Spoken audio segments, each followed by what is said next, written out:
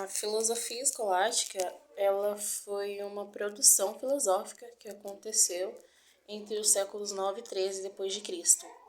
Ela foi um período de intensidade e de domínio do domínio católico sobre a Europa. Era um momento onde toda a fé católica queria dominar toda aquela religião.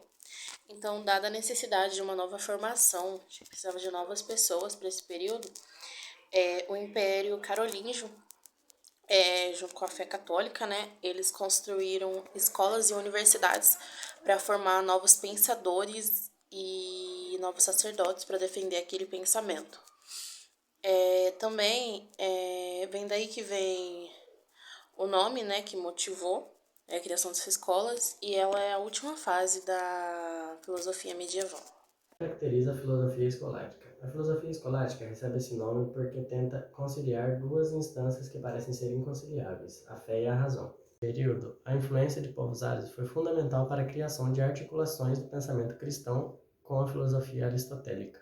O filósofo Averroes é um dos nomes de destaque nesse processo, pois ele foi um dos comentadores do pensamento de Aristóteles. As articulações são acionadas por Alberto Magno, Santo Anselmo e São Tomás de Aquino, por exemplo, como instrumentos para combater as dificuldades enfrentadas pela fé cristã.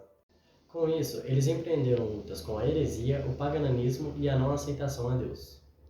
Meu nome é Graziele e eu vou falar sobre as contribuições de Thomas de Aquino. Além de estudar e discutir a produção intelectual de Aristóteles, ele produziu suas próprias ideias, que em sua obra aparecem misturadas com as do filósofo grego e com o cristianismo. A partir das discussões realizadas por Aristóteles e da ideia de motor imóvel, Aquino publica a Suma Tecnologia, onde elabora as 5 vias que provam a existência de Deus necessário e seres possíveis. Esse princípio informa a existência dos seres que não foram criados por ninguém, apenas existem, seres necessários. Supremo, esse princípio informa a existência de um governo maior capaz de manter o funcionamento, organização e controle racional do universo. Essa completação é feita com base da ideia aristotélica de que existe um motor para cada movimento. Entre os muitos episódios notáveis do período eclesiástico, a gente pode destacar a disputa entre o monge franciscano Dom Scott e o frade dominicano Santo Tomás de Aquino a respeito do dogma da Imaculada Conceição de Maria. Dom Scott foi um dos filósofos medieval e um dos responsáveis pela defesa do hoje conhecido como o dogma da Imaculada Conceição de Maria. Embora Santo Tomás seja mais conhecido que Dom Scott, foi Dom Scott e não Santo Tomás quem defendeu o importante dogma católico da Imaculada Conceição de Maria. Para Dom Scott, Maria foi remida de seus pecados pelos méritos de Cristo antes mesmo de a ser, e por isso nasceu sem pecado. Nessa famosa questão, a posição que prevaleceu foi a do vulnerável Dom Scott, e não a de Santo Tomás. A escolástica ganhou um lugar no período histórico, que é conhecido como a Idade Média, que fica entre o século XIX e o século XXI.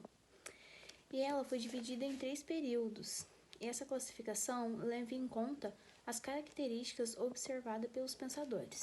E tem em destaque os nomes de Duns Scotus e Santo Anselmo. Aí conseguimos notar a existência de sistema de explicação filosóficas.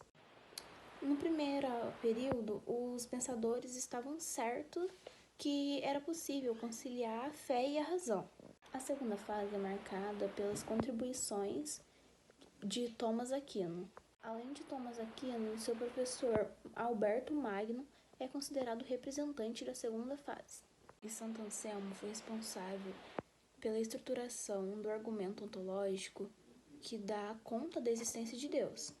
A terceira e última fase coincide com o período de declínio, que é por conta da Igreja Católica. Nessa fase, Guilherme de Ockham é o pensador em destaque.